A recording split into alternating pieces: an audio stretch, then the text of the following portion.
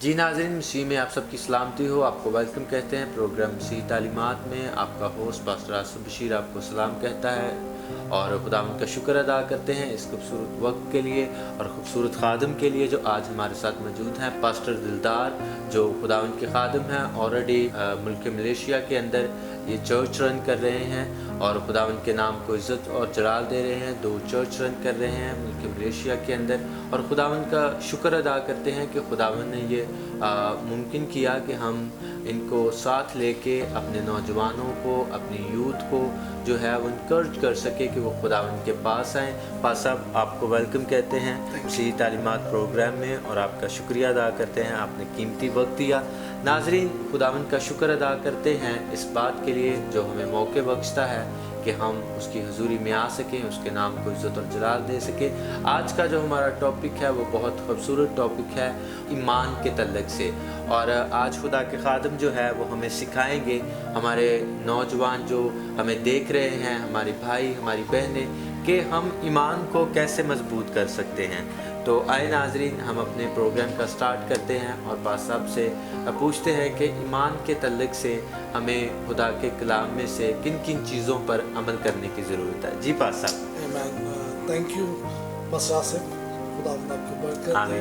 और बड़ा अच्छा लगा आपके साथ बैठकर, और एक अच्छी काविश है और एक बाइबल का स्टूडेंट होते हुए ये मैं ज़रूर चाहूँगा कि हम इन बातों को शेयर करें अपने बच्चों के साथ, अपने दोस्तों के साथ, अपने बड़ों के साथ, ताकि हम मसीह को जान सकें। यस, ठीक है। और ये जो टॉपिक आपने बड़ा खूबसूरत टॉपिक जो है वो चुना ईमान से के ताल्लुक से, क्योंकि कलाम में लिखा है इब्रानियों उसके 11 चैप्टर के अंदर कि बगैर ईमान के उसे पसंद आना नामुमकिन है। ठीक है, कि इनके विदाउट फेथ जो है हम मसीह को ना जान सकते हैं, ना उसे पसंद आ सकते हैं। ठीक है, तो ये एक बेसिक जो आप कह सकते हैं कि ये एक नींव है जिसके ऊपर जो है वो एक हमारी ज़िंदगी खड़ी होती है, एक फेथ के ऊपर। अगर फेथ मजबूत होगा तो फिर चाहे जैसे मर्जी हालात हो, जैसे मर्जी सर्कमस्टेंसेस हो, ठीक है, परसिक्यूशन जैसे आजकल जो हो रहा है, ठीक है, कोई भी हमें शेक नहीं कर सकता, कोई हमें हिला नहीं सकता। ठीक है, अगर फेथ मजबूत होगा। पास साहब, बुनियाद की अभी आपने बात की, बड़ी खूबसूरत खुदा के कलाम में लिखी बात कि बनाने वाला घर ना बनाए तो बनाने वाले की मेहनत क्या है, बेकार है। तो मैं आज ये जो टॉपिक लेके आया हूँ ये बड़ा खूबसूरत है कि ईमान क्या है।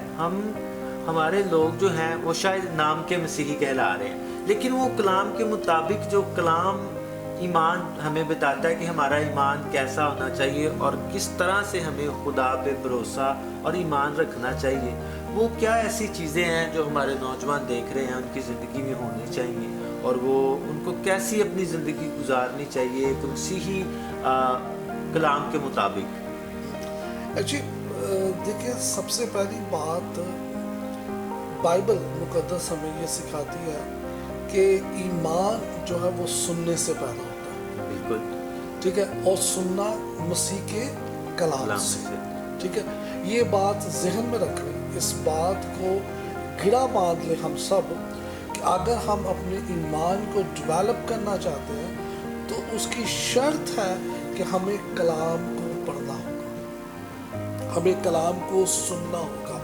अगर हम पढ़ नहीं सकते, आजकल तो बहुत ज़्यादा खुदा के फजल से जो है वो साइंस तरक्की कर गई है कि जो पढ़ नहीं सकते वो ऑडियो बाइबल सुन सकते हैं। ठीक है, इवन दो जो ब्लाइंड है उनके लिए भी वो है किताबें कि वो जो है वो पढ़ना लिखना सीख सकते हैं और बाइबल पढ़ते हैं। ठीक है, और दूसरी बात ये कि खुदावंद यीशु मसीह ने खुद एक जो है वो तमसील बयान की है इसके मुतालिक कि जो घर आपने जैसे कि बनाने वाले की बस, ठीक है, मैं इसको लेके आऊँगा दूसरी तमसील की तरफ कि खुदावंद ने कहा था कि जो अक्लमंद है वो अपना घर चट्टान पर बनाता है। ठीक है, और जो बेवकूफ़ है वो अपना घर जो है वो रेत पर बनाता है। ٹھیک ہے. جب طوفان آتا ہے, جب ہوا تیز آتی ہے, تو اس کے ساتھ جب وہ ٹکراتا ہے تو جو تو چٹان پر بنا ہے وہ نہیں گرتا, وہ مضبوط رہتا ہے, اور جس کی جو بنیاد ریت پر ہوتی ہے وہ گر جاتا ہے. خداوند یسوع مسیح کے منہ کے الفاظ, اور بڑی خوبصورت یہ تمثیل ہے اگر اس پر غور کیا جائے تو. پاس بڑی اچھی آپ نے بات کی. اس کو ہم بڑے اچھے طریقے سے جو ہے اس چیز کو یہ بھی کہہ سکتے ہیں کہ جو تو اس کلام کے مطابق اپنا گھر بنا رہا ہے وہ پرفیکٹ ہے ایمان سے اور خدا کے کلام میں سے. کیونکہ پہلے آپ نے بتایا کہ خدا کے کلام میں لکھا ہے, رومیو کے خط میں آپ نے ذکر کیا کہ ایمان سننے سے پیدا ہوتا ہے اور سننا مسیح کے کلام. جو تو مسیح کا کلام سنتا ہے اس کا تو فیتھ, اس کا ایمان کیا ہے, مضبوط ہے. تو جو تو شخص بنا رہا ہے پہاڑ پر مکان, جو خدا کے کلام کے مطابق چل رہا ہے وہ اس کی بنیاد چٹان پہ ہے. جو ریت پہ بنا رہے ہیں بیسیکلی ہمارا فوکس ان پہ ہے کہ ہم نے ان کو گائیڈ کرنا ہے. آج بس اب میں دیکھ رہا ہوں ٹی وی چینل جو ہیں وہ یوتھ کو پروموٹ کر رہے ہیں, بہت سے جو ہے وہ کام کر رہے ہیں. ضرورت یہ ہے اب ہمیں ٹیچ کرنے کی, ہمارے نوجوانوں کو ٹیچ کیا جائے. میں یہ چاہتا ہوں ہمارا جو پروگرام کا اس کا مین مقصد ہے وہ اپنے لوگوں کو ٹیچنگ دینا ہے. ابھی جو آج کا جو ہمارا ٹاپک ہے وہ ایمان ہے, تو ایمان کے تعلق سے ہم جو ہے اس فیتھ فل کو ایمان کیسے آ سکتا ہے, ہمارے نوجوان جو ہمیں دیکھ رہے ہیں ان کی زندگی میں ایمان کیسے آ سکتا ہے. جو نسلیں ترقی کرتی ہیں, جو قومیں ترقی کرتی ہیں, ایکچولی وہ اپنی تاریخ کو یاد رکھتی ہیں. ٹھیک ہے. اب جو مسیحی قوم کے اندر جس چیز کی کمی ہے, اگر آج دیکھیں جو بہت سے لوگ ہمارے بچے نوجوان بے راہ روی کا شکار ہیں, ٹھیک ہے, یا وہ آپ کہہ سکتے ہیں کہ وہ خدا سے دور ہیں. اس کی بیسک وجہ یہ ہے کہ وہ اپنی بائبل کے جو تاریخ کے ہیروز ہیں انہیں پتہ ہی نہیں ہے. کیونکہ انہوں نے اسٹڈی نہیں کی, بائبل پڑھی نہیں ہے. ٹھیک ہے. اور نہ ہی ہمارے جو والدین ہیں, جو پیرنٹس ہیں, ٹھیک ہے, وہ کوشش کرتے ہیں, نہ وہ یہ کوشش کر رہے ہیں کہ وہ بچوں کو بیٹھ کے تو وہ سکھائیں. ٹھیک ہے. سٹوریز, میں جب چھوٹا تھا تو ہم اکثر وہ سٹوریز سنا کرتے تھے اپنے جو بائبل اسکول تھا, ٹھیک ہے, چرچ کے اندر جو تھا, جب ہم نے وہ کیونکہ ہمارا بیک گراؤنڈ کیتھلک سے تو جب بیپٹزم لینا تھا, ٹھیک ہے, جب ہمیں تو سکھاتے تھا تو اس وقت ہمیں جو ہے نا وہ سکھایا گیا تھا یہ چیزیں. ٹھیک ہے. تو اس سے پہلے ایسا سچ کوئی ہمارے علاقے کے اندر کوئی ریگولر کلاسز نہیں تھی, لیکن وہاں پر ہم نے ان کو پڑھا, اور جب پڑھا تو اچھی لگی اسٹوریز. پھر ہمارے اندر ایک شوق پیدا ہوا اور خود گھر میں پھر بائبل اسٹڈی کرنا شروع کی. ٹھیک ہے. تو یہ چیز ہے کہ جب تک آپ ان چیزوں کو جانیں گے نہیں, ٹھیک ہے, اب جو بائبل کے اندر عبرانیوں کا جو خط ہے اور اس رسول کا, تو اس کے اگر آپ اندر دیکھیں 11ویں چیپٹر, تو وہ سارا وہ ہیروز کو ترتیب وار بیان کر رہا ہے. ٹھیک ہے. وہ ہابل اور قائم کو بیان کرتا ہے. ٹھیک ہے. پھر وہ جو ہے وہ آگے ہنوک کو بیان کرتا ہے, پھر ابراہیم کو بیان, ان کے اسی طرح وہ آگے آگے لے کے جا رہا ہے, اور ان کو دکھا رہا ہے کہ ایمان ان کے اندر تھا, سرکمسٹانس کے اندر وہ مضبوط رہے, قربانیاں دینی پڑی تو وہ قربانیوں کے لیے بھی تیار رہے. ٹھیک ہے. لیکن کیا کہ وہ خدا میں قائم رہے. ٹھیک ہے. تو یہ چیزیں ہمیں جاننے کی ضرورت ہے, سیکھنے کی ضرورت ہے, بچوں کو, نیو جنریشن کو.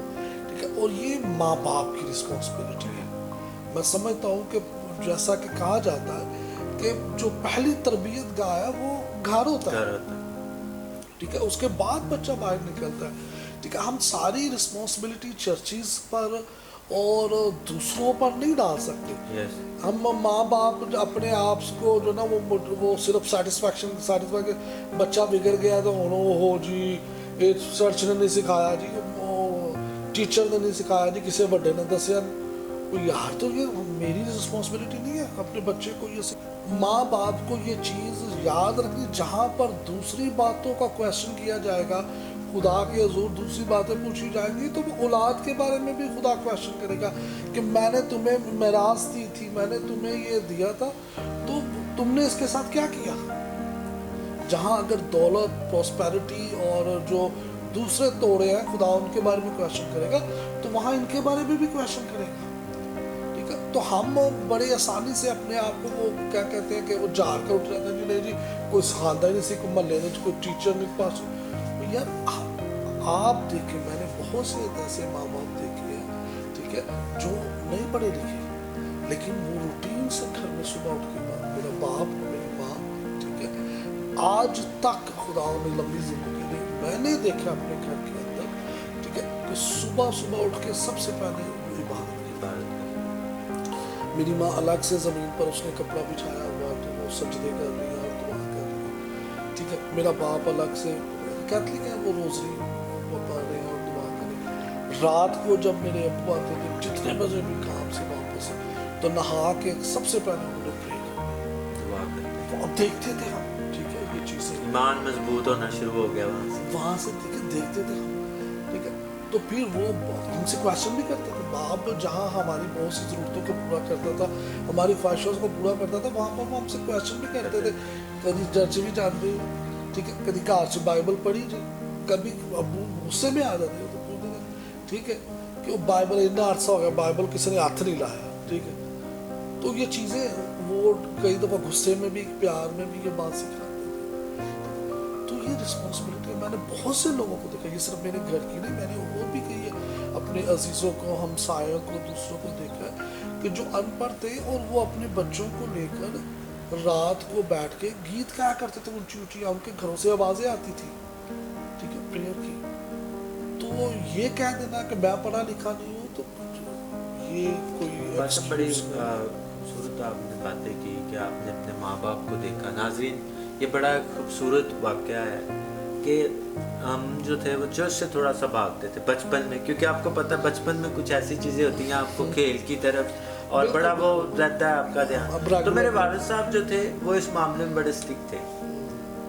وہ اگر ہم چرچ نہیں جایا کرتے تھے ہمیں مارتے تھے. تو ہم جاتے تھے چرچ, خدا کا کلام سنتے تھے, ایمان مضبوط ہوا. ابھی میرا چھوٹا سا بچہ ہے 2 سال کا پاس صاحب, میں اس کی بات بتاتا ہوں. میں نے اس کے لیے اسپیشل جو ہے ناظرین سپر بک رکھی ہے. کارٹونز کیونکہ بچے کارٹون شوق سے دیکھتے ہیں, تو میں نے وہ اس کے لیے رکھے ہیں کہ یہ دیکھے, اور جب وہ دیکھتا ہے وہ پوچھتا ہے تو میں اسے نام بتاتا ہوں کہ بیٹا یہ ہے, یہ کیوں, کیونکہ اس کا جو ابھی سے میں اس کا جو ہے ایمان کیا کروں, مضبوط کروں خدا کا کلام سنا کے. ایمان سننے سے پیدا ہوتا ہے اور سننا مسیح کے کلام سے. تو پاسب بڑا ضروری ہے. ناظرین, آپ کو بھی جتنے بھی اس وقت ہمارے بزرگ سن رہے ہیں, ہماری مائیں, ہمارے جو بزرگ ہیں, باپ ہیں, مائیں ہیں, بہنیں ہیں, بھائی ہیں, ان سے ہماری پاس اب یہ درخواست ہے کہ پلیز اگر آپ کے پاس وقت ہے تو آپ اپنے بچوں کو ٹیچ کریں. جیسے پاس صاحب نے بتایا کہ صبح جب ہم اٹھتے تھے تو ہم اپنے والد کو دیکھتے تھے, شام کو دیکھتے تھے. تو اسی طرح جو ہمارے بچے ہیں, ہمارے جو نوجوان ہیں, وہ چاہتے ہیں کہ آنے والے دنوں میں وہ ایک اچھے مسیحی بنے اور کلام کے مطابق بنے. ٹھیک ہے, خدا کے کلام میں بھی لکھا ہے کہ تو جس راہ پہ جاتا ہے اپنے بچے کی تربیت کرے تو اس کو کیا کرے, ڈانٹ بھی, تو اسے اپنے اس راہ پہ بتا, اسے چلا. اور میرا خیال ہے کہ اس میں ہمارے جو ماں باپ ہیں یا ہمارے جو دوست ہیں ان کا بھی بڑا پاس صاحب ہاتھ ہے. جو آج دوست سن رہے ہیں, ہم ان سے بھی پاس صاحب آپ بھی درخواست کریں کہ دوستوں, سوسائٹی بھی بڑا ڈپینڈ کرتی ہے. اگر ہم بیٹھے یہاں پہ خدا کے کلام کی باتیں کر رہے ہیں تو ہمارا ایمان مضبوط ہوگا. اگر کوئی سوسائٹی بیٹھ کے صرف دوسری باتیں کر رہی ہیں جو خدا کو پسند نہیں ہیں, ٹھٹھا بازی ہیں, اس کے اندر آپ کا ایمان مضبوط کبھی بھی نہیں ہو سکتا. تو آپ صاحب ہمارے جو نوجوان ہمیں دیکھ رہے ہیں اس تعلق سے کیا کہیں گے آپ؟ بالکل, کہ اپنی سوسائٹی پہ غور کرو. جو پہلا زبور ہے اس میں یہی تو کہتا ہے, وہ سکھاتا ہے خدا جو ہے وہ زبور نویس کیا کہتا ہے کہ شریروں کی محفل میں نہ جا, ٹھٹھا بازوں کی محفل میں نہ بیٹھ. ٹھیک ہے, پہلا زبور ہی وہ اس چیز کو بیان کرتا ہے. ٹھیک ہے, کہ آپ ان چیزوں سے دور رہیں. اگر آپ چاہتے ہیں کہ آپ خدا میں بڑھیں, خدا میں ترقی کریں, تو پھر اپنی سوسائٹی کو چینج کریں.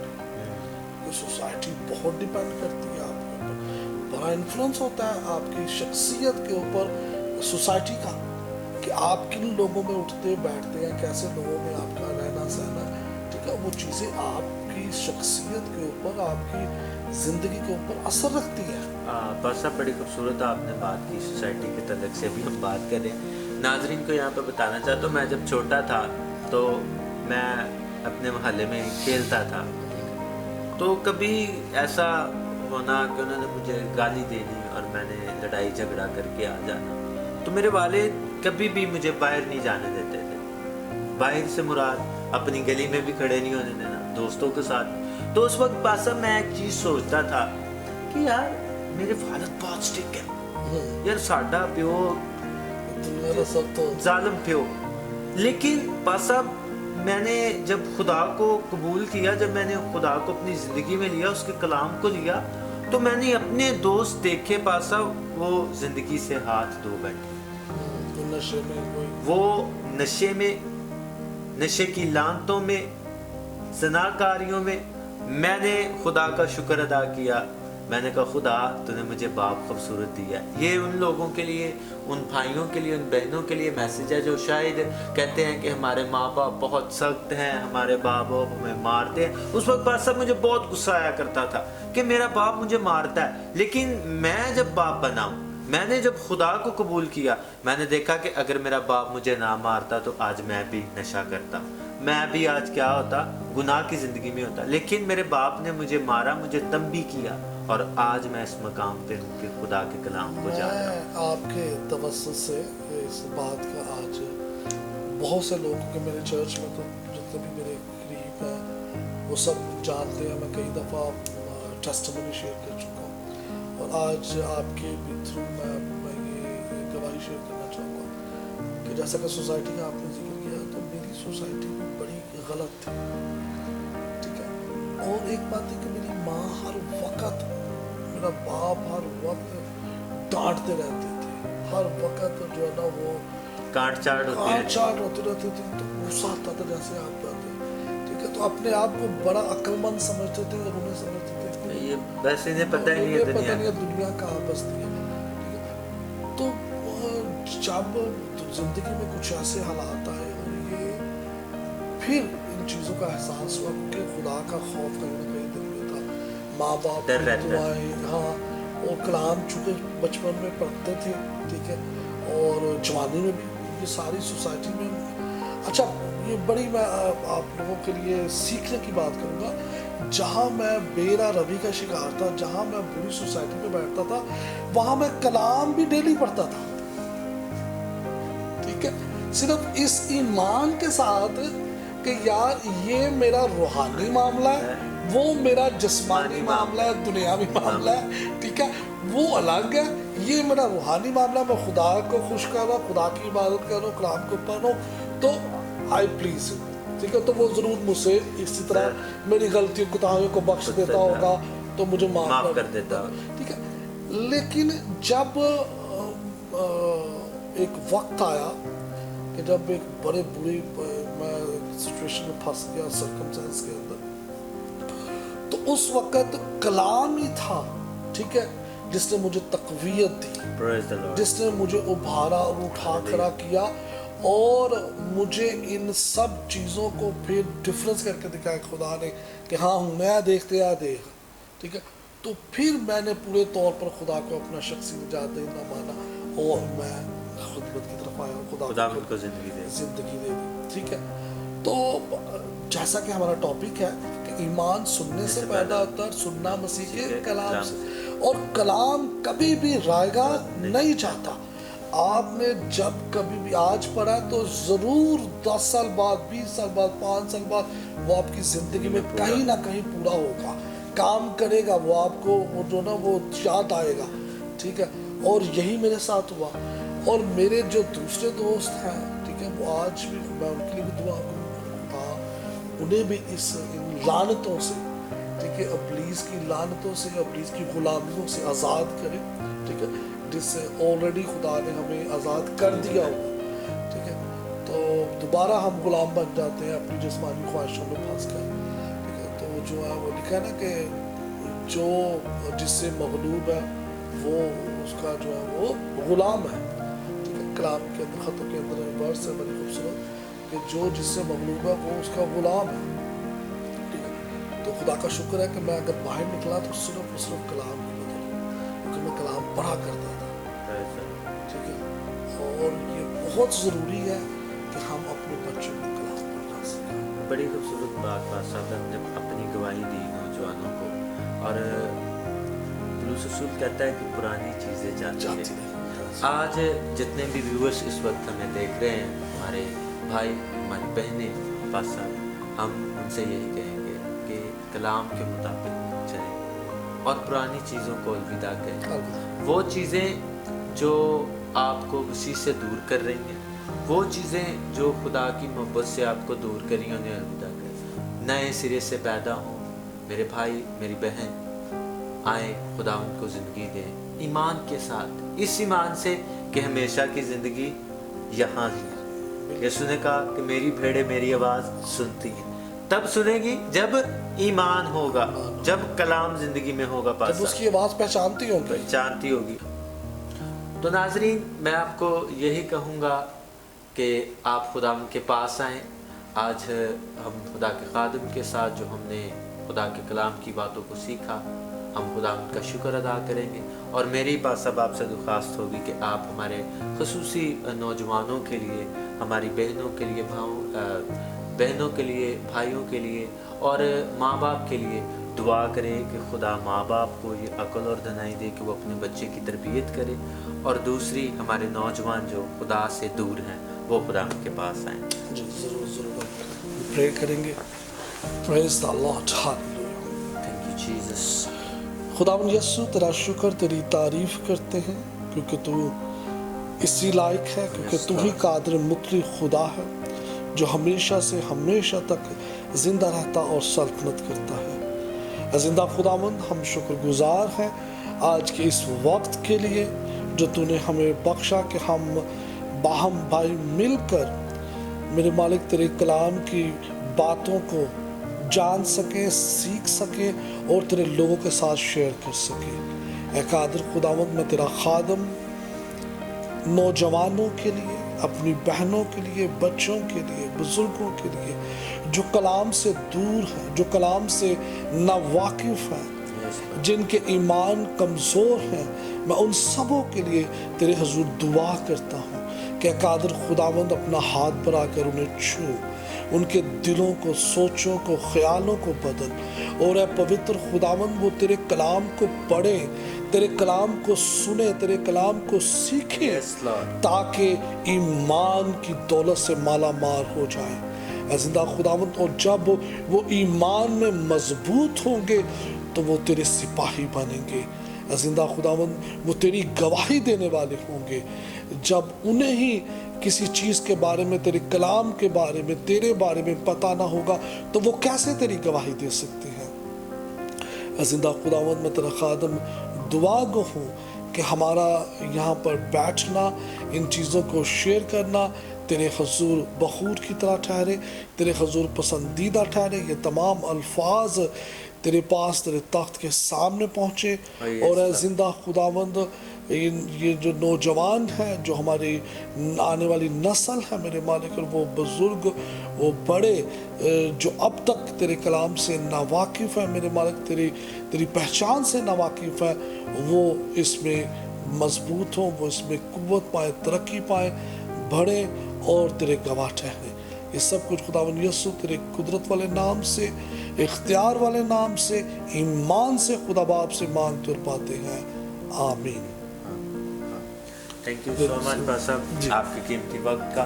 और नाज़रीन, आपको अगर ये प्रोग्राम अच्छा लगा हो, अगर आपका कोई सवाल हो तो आप इन व्हाट्सएप के ऊपर आप हमारे साथ कांटेक्ट कर सकते हैं, अपना सवाल पूछ सकते हैं। और नया प्रोग्राम लेके आपकी खिदमत में फिर हाजिर होंगे। तब तक दीजिए इजाज़त। God bless you all. God bless.